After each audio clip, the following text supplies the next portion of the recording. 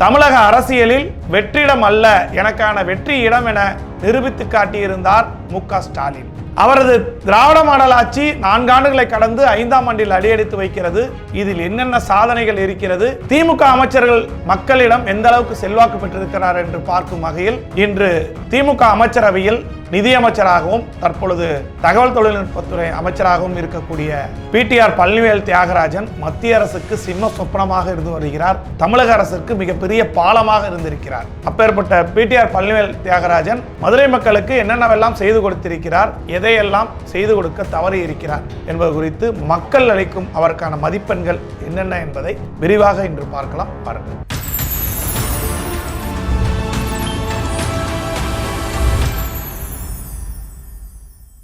கடந்த முறை ஆட்சி செய்த அதிமுக ஆட்சியை காட்டிலையும் பிடிஆர் பழனிவேல் தியாகராஜன் நல்லபடியாக ஆட்சி செய்து நல்ல திட்டங்களை மதுரைக்கு கொண்டு வந்திருக்கிறார்.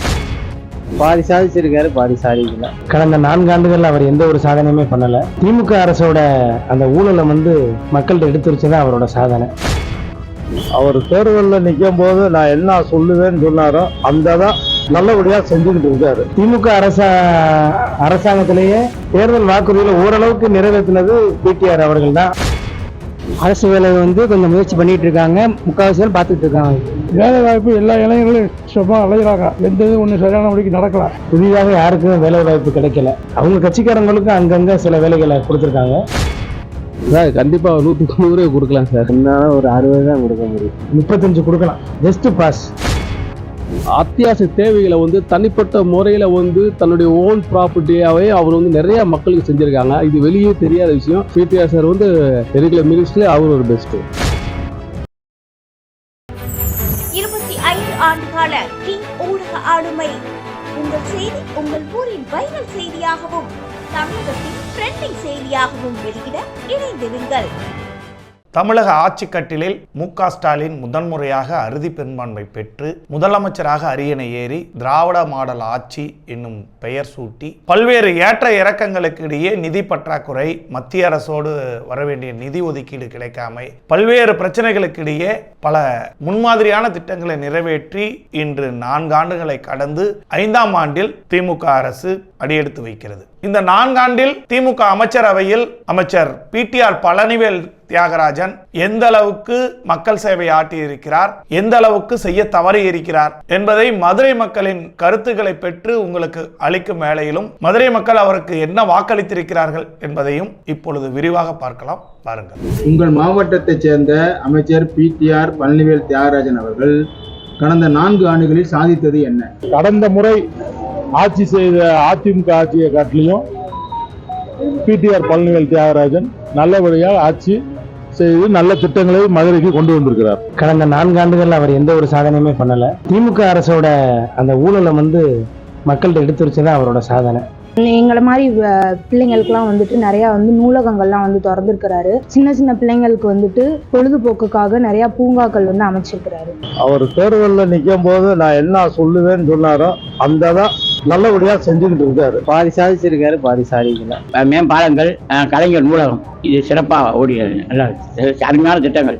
அவர் ஆட்சி நல்ல முறையாக தான் போய்கிட்டு இருக்கு, எந்த குறையும் இல்லை. பல்வேறு நலத்திட்டங்கள் செய்திருக்கிறார். குறிப்பாக சொல்ல வேண்டும் என்றால் சாலை மின் விளக்குகள். போக்குவரத்து துறையில இப்ப நிறைய நெரிசல்கள் ஏற்படுது.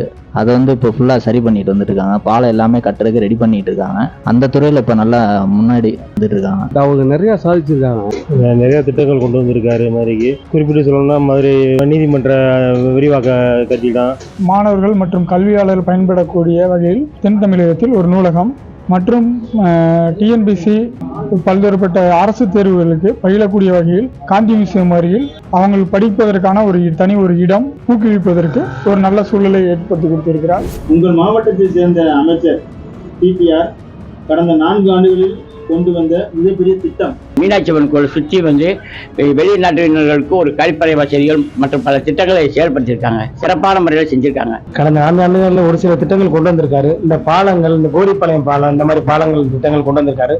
அது ஆமை வேகத்துல ரொம்ப ஸ்லோவா நடக்குது. அதை கொஞ்சம் வேகப்படுத்தினா நல்லா இருக்கும். எல்லா விஷயங்களுமே நம்ம தேவையானதை கேட்கறத செஞ்சுக்கிட்டு இருக்காரு. இன்னும் நம்ம என்ன தேவைங்கிறத நம்ம தான் அவருக்கு தெரியப்படுத்தணும். நிறைய இந்த நியாய விலை கடைகள்லாம் சொந்தமா கட்டி கொடுத்திருக்காரு. பல நல்ல நல்ல திட்டங்களை மத்திய தொகுதி கொண்டு வந்திருக்காரு. தேர்தல் வாக்குறுதிகளை உங்க மாவட்ட அமைச்சர் நிறைவேற்றியிருக்காரா? 100% நிறைய ஏற்றிருக்காரு சார். இன்னும் சரியான அளவுக்கு இல்லை. கண்டிப்பா நிறைய ஏற்றிருக்காங்க. நிறைவேற்றிருக்கிறாரு. நிறைய சாலைகளை வந்து சீரமைச்சிருக்கிறாரு. ஒரு பாமரம் கூட வந்து நேராக ஒரு ஆபீஸ்ல போய் சந்திச்சோம் அப்படின்னா அவங்களுடைய கோரிக்கை, அவங்களுடைய குறைகள் என்ன அப்படிங்கிறத வந்து அவங்க ஆபீஸ்ல மனுவா கொடுத்தோம்னா உடனே பரிசீலனை பண்றாங்க. 80% நிறைவேற்றிருக்காங்க. அது எந்த ஒரு மாற்றம் இல்லை. ஐயாவுடைய திட்டங்கள், அருமையான திட்டங்கள் எல்லாமே நல்லா ஒழுங்காக செஞ்சுட்டாங்க. திமுக அரசாங்கத்திலேயே தேர்தல் வாக்குறுதிகளை ஓரளவுக்கு நிறைவேற்றினது பிடிஆர் அவர்கள் தான். அவரோட சொந்த தொகுதியில மட்டும் தான் நிறைவேற்றிருக்காரு. படிப்படியாக நிறைவேற்றிக்கிட்டு வராங்க. முக்கால்வாசி நிறைவேற்றிட்டு இருக்காங்க. நல்லா நிறைவேற்றிருக்காரு. அதாவது சொன்னதுல ஒரு 80% நிறைவேற்றிருக்காரு. படிப்படியாக நிறைவேற்றி வருகிறார். இருந்தாலும் மக்கள் நாங்கள் எதிர்பார்க்கும் அளவிற்கு இன்னும் நிறைவேற்றினால் நன்றாக. உங்கள் மாவட்டத்தை சேர்ந்தவர்களுக்கு புதிதாக வேலை வாய்ப்பு கிடைத்திருக்கிறதா? கொஞ்சம் யோசிக்க வேண்டிய விஷயம் தான். வேலை வாய்ப்பு கொஞ்சம் கம்மி தான் கிடைச்சிருக்குது. நிறைய ப்ரைவேட் கேம்ப்ஸ்லாம் வந்துட்டு 2 மாதத்துக்கு ஒருக்கா வந்து ஓப்பன் பண்ணுறாங்க. அது மூலியமா நிறைய பேருக்கு வந்து வேலை வாய்ப்பு வந்து கிடைக்குது. புதிதாக யாருக்கும் வேலை வாய்ப்பு கிடைக்கல. அவங்க கட்சிக்காரங்களுக்கு அங்கங்க சில வேலைகளை கொடுத்துருக்காங்க. எப்படி பெருவாரி யாருக்கும் வேலை வாய்ப்பு கிடைக்கல. வேலை வாய்ப்புகளுக்கு இன்னும் அது கொஞ்சம் குறைவா இருக்கு. அதை தொடங்கினா நல்லா இருக்கும். ஓரளவு அரசு வேலை வந்து கொஞ்சம் முயற்சி பண்ணிட்டு இருக்காங்க. முக்கால்வாசி பேர் பார்த்துட்டு இருக்காங்க. வேலை வாய்ப்பு எல்லா இளைஞர்களும் சும்மா அலைகிறாங்க. எந்த இது ஒன்றும் சரியான வழிக்கு நடக்கல. அதை செஞ்சு கொடுக்கணும். கட்சிக்காரர்களுக்கு அதுக்குன்னு செய்யலாம். இளைஞர்களுக்கு வேலைவாய்ப்பு முகாம் ஏற்படுத்தியுள்ளார். மதுரையில் உள்ள பல்வேறு கல்லூரிகளில் வேலைவாய்ப்பு முகாம் நடத்தி படித்த மாணவ மாணவிகளுக்கு குறிப்பிட்ட அளவு வேலைவாய்ப்பு ஏற்படுத்தியுள்ளார். வேலை வாய்ப்பு துறையில முக்கியத்துவம் கொடுத்துட்டு இருக்காங்க. இப்போ எல்காட்டுன்னு சொல்லி ஒரு இது கம்பெனி ஐடி துறையில இருக்கவங்களுக்கு வேலை வாய்ப்புக்கு புதிய திட்டம் கொண்டு வந்துட்டு இருக்காங்க. அது இப்போ வேலை நடந்துட்டு இருக்கு. வேலை வாய்ப்பு கிடைக்கிறதுக்கு கல்வியை மேம்படுத்திருக்காரு, ஊக்குவிக்கிறாரு. எல்லாரும் டிஎன்பிசி படிக்கிறதுக்கு அதுக்கு உண்டான எல்லா ஏற்பாடுகளும் செய்து கொடுத்திருக்கிறார். உங்கள் மாவட்டத்தில் அடிப்படை வசதிகள் செய்யப்பட்டுள்ளதா? சரியாக செய்து கொண்டிருக்கிறார்கள். ஆனாலும் சில தேங்கி உள்ளன. அடிப்படை வசதிகள் சுத்தமா செய்யல. எதுவுமே மக்களுக்கு தேவையான வசதிகள் எதுவுமே இல்லை. அப்படி சொல்லிக்கிற அளவுக்கு எதுவுமே இல்லை. அடிப்படை வசதிகள் இன்னும் நிறைவேற்றல. செஞ்சிட்டு இருக்காங்க. சாக்கடை பண்ணிட்டு இருக்காங்க.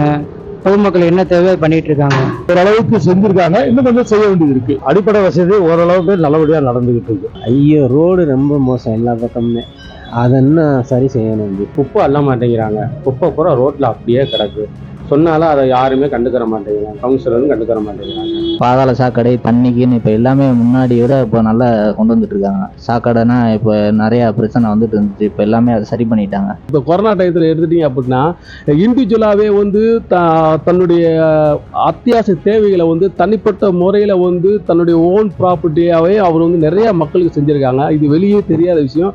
அதில் பயனடைஞ்சவங்க நிறைய பேர், அதில் நான் ஒரு ஆள். குடிநீர் வசதிகள் எந்த ஒரு பற்றாக்குறையும் இல்லை. பட் சாலை வசதிகள் ஆங்காங்கே நிறைவேற்ற வேண்டியது இருக்கு. உங்கள் மாவட்ட அமைச்சருக்கு நீங்க 100க்கு எத்தனை மதிப்பெண் கொடுப்பீங்க? அவர் 100க்கு 100 கொடுக்கலாம்.